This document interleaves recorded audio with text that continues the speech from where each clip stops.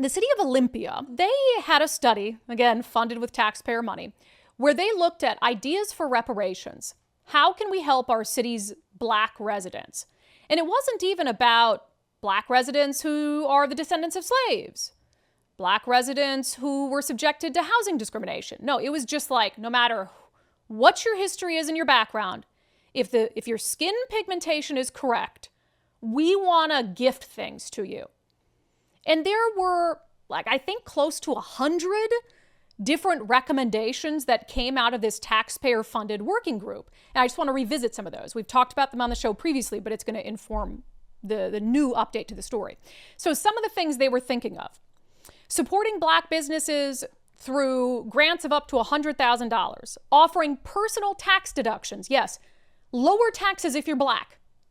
Provide grants to Black-owned businesses, establish a private fund for reparations, provide direct cash payments to individuals harmed by racial discrimination with no basis whatsoever to determine what actual harm based on race looks like.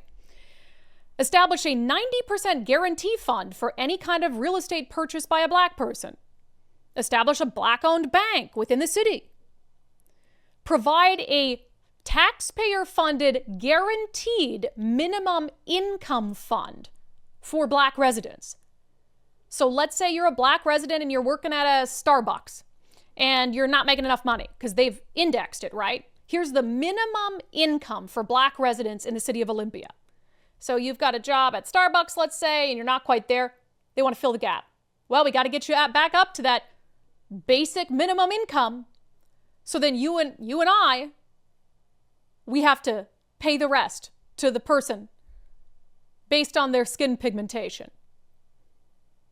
So loans for Black-owned businesses, tax breaks for Black people, direct cash payments, funds to help them buy a house. Insane stuff. So taking reparations to the extreme. So the city of Olympia is very serious about this, right? Well, now there is an effort to take what the city of Olympia is doing and do it statewide. I told you, it's only a matter of time. That's why we talk about these hyper-local things. We always say what happens in these progressive cities makes its way to the state house eventually. And so all that stuff I just talked about is now going to be talked about statewide, funded by state taxpayer money at a time when we're supposed to believe we're in a budget crisis. This from the Olympia. And the headline: Olympia's ongoing study of reparations options will aid statewide efforts. The Olympia City Council last week held a study session to discuss research findings and a path forward for considering policies that would provide reparations for descendants of slaves, which is the stuff we just talked about. So how do they move forward with this? It says Assistant City Manager Susan Grisham said there's now state-level reparations actions moving forward that Olympia's study will help inform. Grisham said $300,000 will fund the Charles Mitchell and George Washington Bush study on reparative action for Washington state. She said the study will take place from 2025 to 2027 and will produce, quote, detailed policy proposals that will be a roadmap for implementation. Just to sort of reset. So Olympia taxpayers foot the bill for a study to study reparations ideas on a city level. And now there's $300,000 going to study the same thing again on a statewide level over the next 2 years. Because what did we say? They want to do these things. They're going to do these things. That's why they create the working groups and the studies. They just need to be able to couch it in experts told us to do this. So they spend a bunch of money that's just needless because they're going to do it anyway. And then in 2 years, they release all the ideas. Mayor Dante Payne, who's the mayor of Olympia, a Black man, said part of the work the state commission will be doing is hiring a consultant to determine how to provide reparations and how much genealogy will play a part, okay?